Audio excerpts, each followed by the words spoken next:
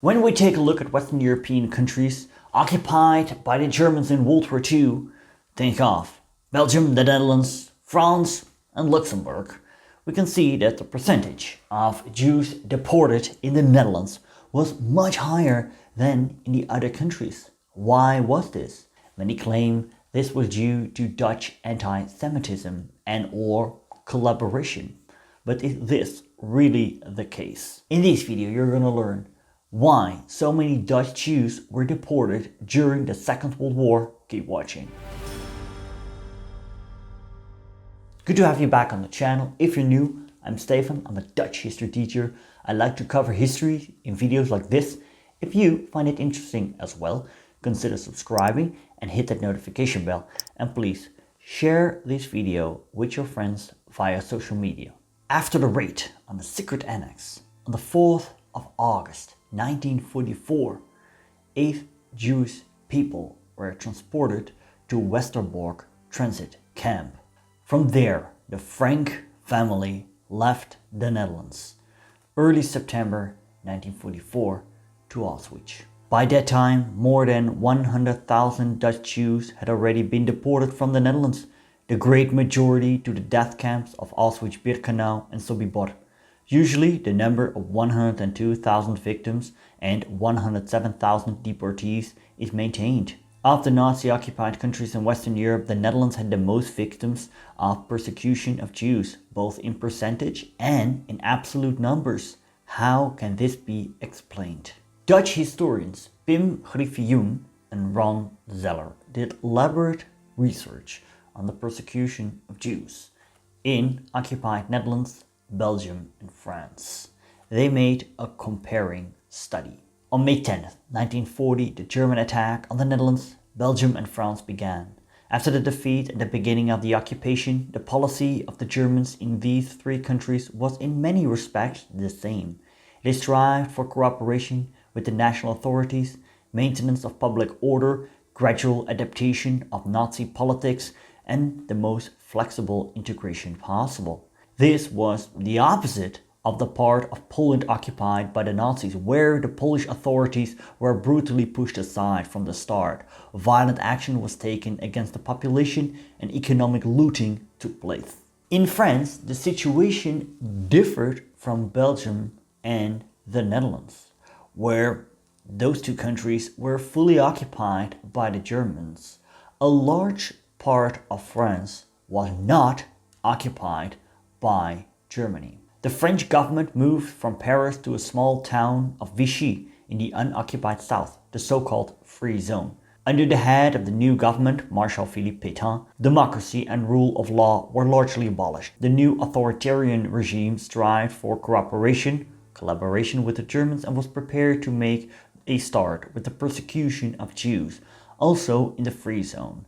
Most anti-Jewish laws in France were not issued by the Germans, but by the French government. Because the French collaborationist government was anti-Semitic and willing to cooperate with the Germans, they were able to hold its influence on the persecutions, but later were also able to slow down these persecutions. The governments of the Netherlands and Belgium went into exile, and therefore the government of these countries fell into the hands of the highest Nazi officials, although there was a difference. The Netherlands was given a civilian occupation administration that was characterized by a strong influence of fanatical Nazis and the SS.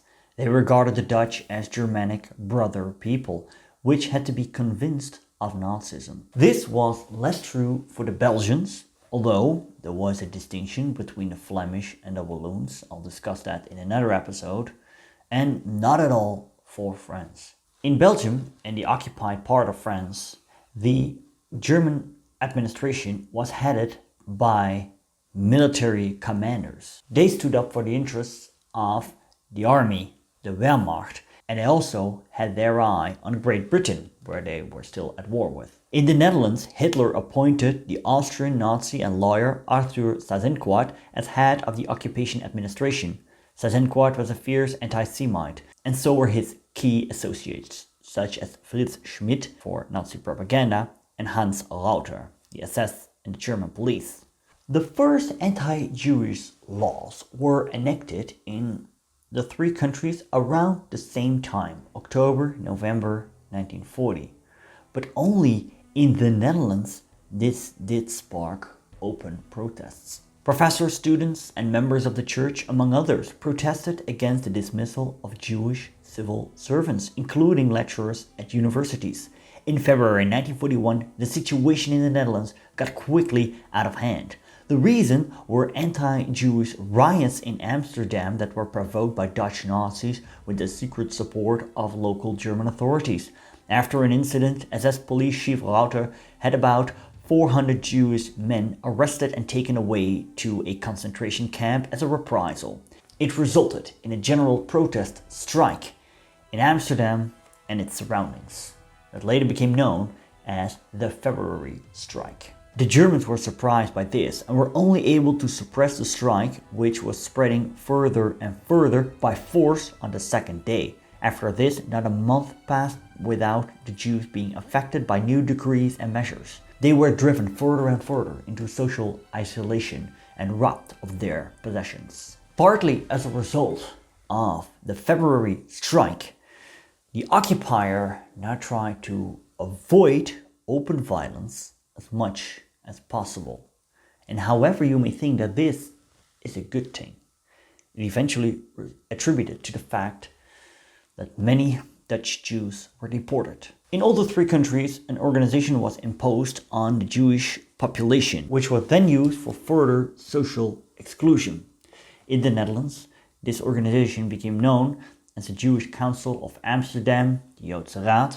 The organization had been established in February 1941 on German orders, and from October that year it got a national scope. In Belgium, the organization was established by the military authorities in November 1941, and in France it was established around the same time, although it was issued by the collaborationist French government. While these organizations in Belgium and France had quite a lot of room for negotiation, this was not the case in occupied Netherlands, where eventually the Joodse Raad became fully subordinate to the German police. When the deportations started in all three countries in July 1942, it turned out that the German police in Amsterdam had almost complete control over the Jewish Council, largely outside the rest of the occupation administration and the Dutch authorities. This was less true for Belgium and not at all for France. As a result,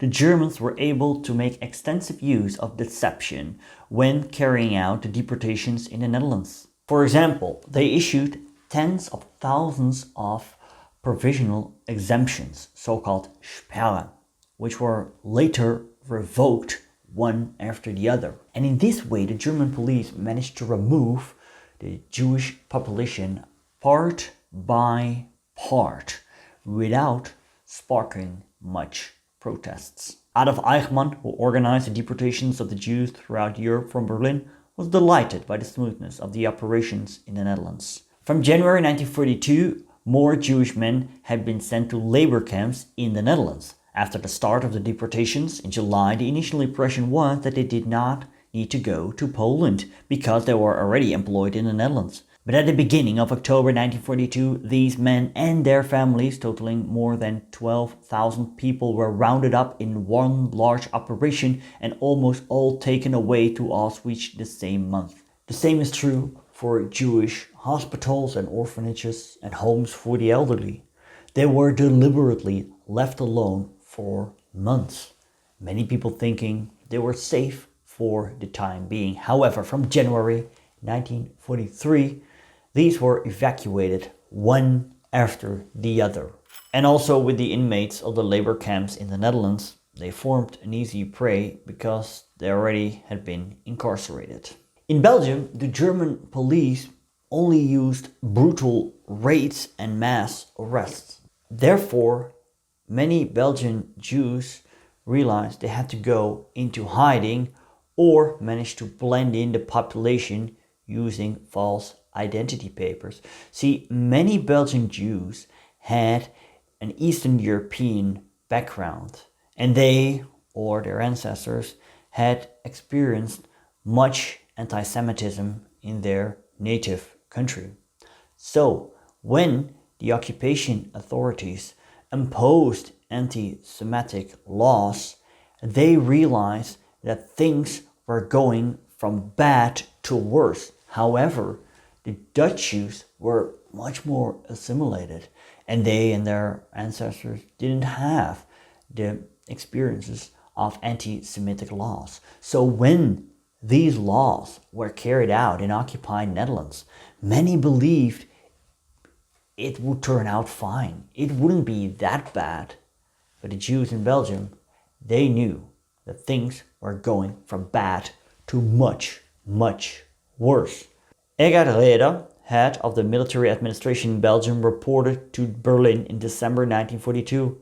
The Jews still in the country are hiding so that the later planned execution of further transports will be very difficult. While the Dutch and Belgian governments had last say in the anti-Jewish policy of the occupying forces in the course of 1941, the Vichy government in France continued to play an important role.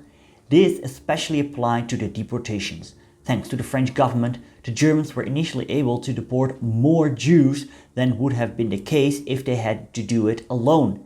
In France, 2 out of the 3 Jews deported were arrested by the country's regular police. In the Netherlands, this was 1 out of 4, and in Belgium, 1 out of 6. The difference in the percentage of victims in the Netherlands and Belgium can therefore be partially explained by the larger share of the Dutch police in the roundups. From October 1942, the French government refused to continue with the large-scale roundup of Jews.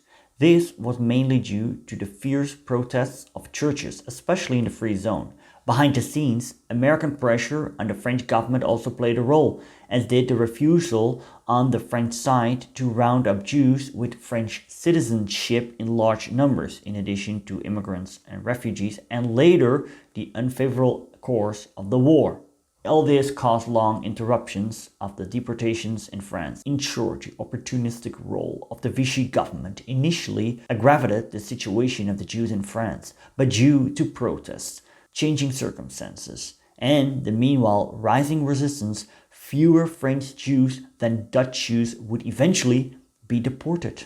So let's take a look at people into hiding. In both Belgium and France, organized resistance and hiding network started much earlier in occupied Belgium and France than it did in the Netherlands.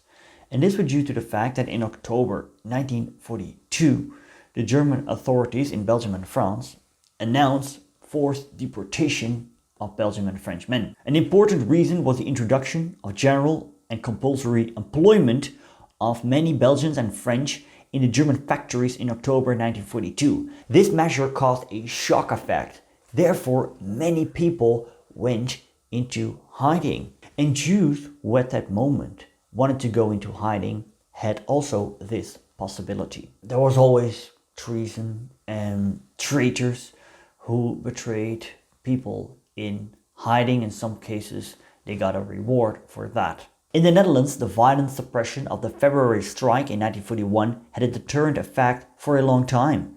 Networks in hiding only emerged after the major strikes of April and May 1943, when the compulsory employment of Dutch men in Germany was further increased in the country. But by that time, most Dutch Jews had already been arrested and deported.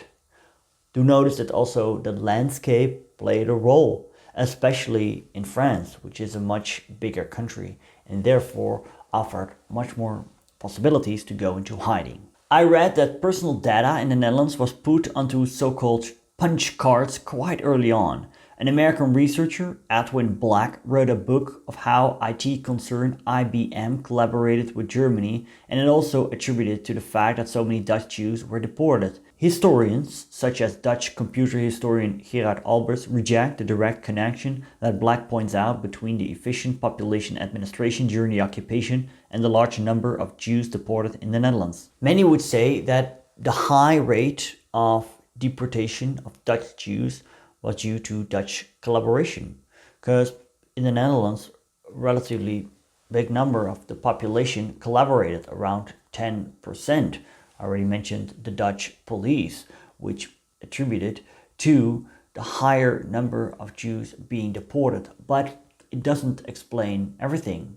On top of that, many collaborators did not attribute to the deportation of Dutch Jews.